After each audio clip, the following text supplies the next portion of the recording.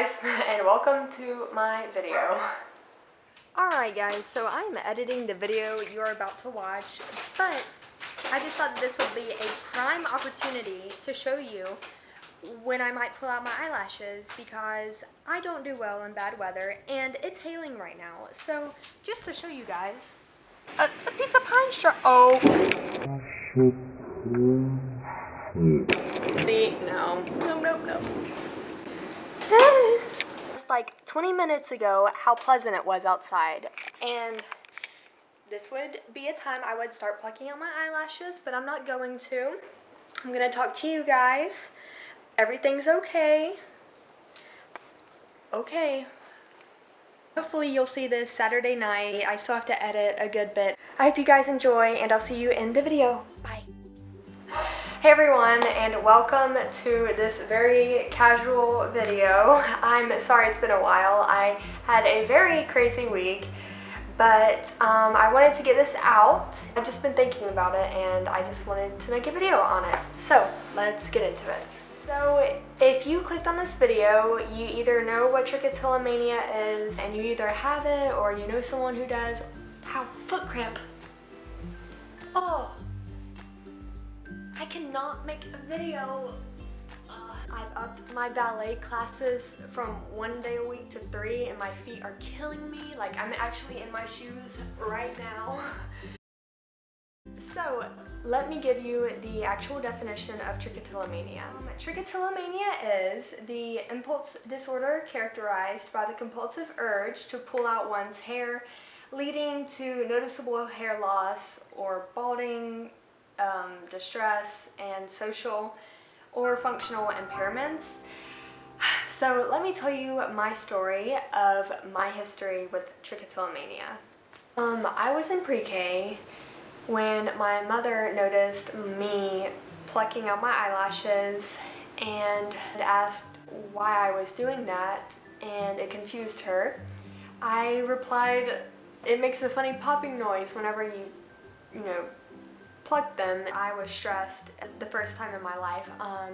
I was bullied kind of at my I was not treated well at my private school, and I think that was when I first, at my young age, ever knew, oh my gosh, I don't know what to do with all this built up energy. So I went to my eyelashes when in reality it was relieving my angst. And it was this time that we found out my grandmother on my father's side had trichotillomania. And hers was a very intense case, and I received a less mild but very early trichotillomania diagnosis. I went to a therapist, I believe whenever I was in 3rd grade, whenever it got very bad. The first time, I think that I had pulled out most everything on the top lid, and my parents, for their child to be harming themselves purposely and being unable to stop, that bothered them. So they did the right thing and took me to a therapist. But I think through middle school and through my freshman year, things got a little bit better. Kind of like a toss in the air how I was feeling and how my eyelashes looked. I don't know if you can see, but I do have mine, and we think I have finally quit. I have outgrown it. I have beaten it. I think I am done. So I just want to share with everyone what I've done and how I've overcome this mini trichotillomania. So it was February of this year that I went to see my modeling agent at her home out in Seattle for a test shoot, and I showed up barefaced, no makeup, nothing. And when she saw me, she was like, Anna, she was like, where are your eyelashes? And I was like, oh no. Because in all of my professional photos, I have them, or I have a little bit and then some individual falsies put on. And I said, you know, I said I have trichotillomania.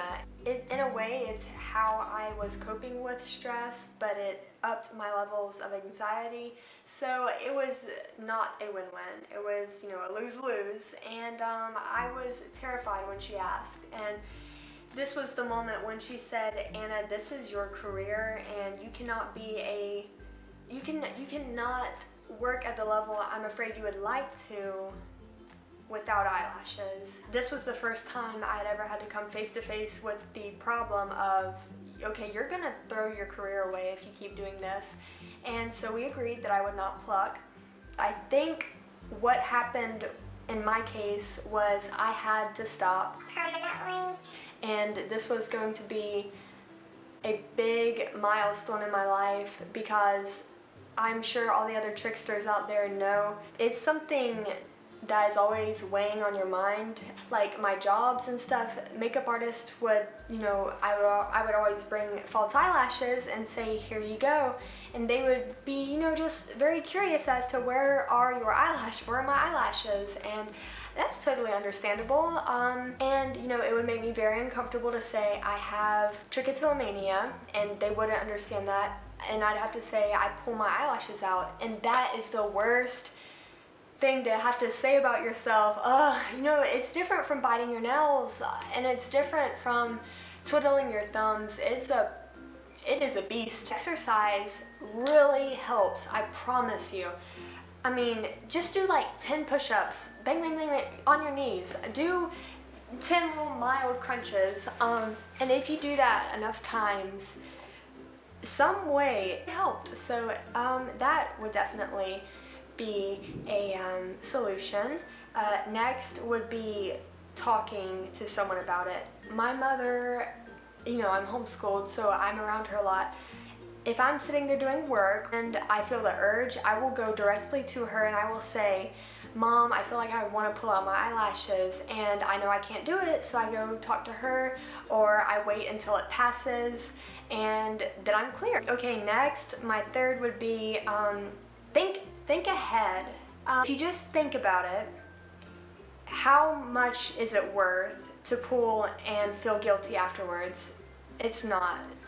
Okay, like I was saying, I had none earlier this year, and if you don't want to be uncomfortable, say for someone, say your boyfriend or your girlfriend or your best friend, because if you want to look good for someone, then you just want to look good for them. So that was another incentive. If you haven't already, you might want to try medication.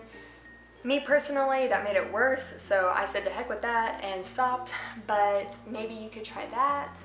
And seeing a therapist or a counselor. I never really went to a support group. I signed up via, like online, and that just never really helped me. I was always, kind of inverted about my case, and I didn't like to talk about it, and it was very uncomfortable sharing. This was my trichotillomania story and how I was able to stop. And if you struggle or am battling trichotillomania as well and would like some more personal experience of mine, you can leave me a comment. Hopefully I can help. Thanks for watching, and I'll talk to you guys soon.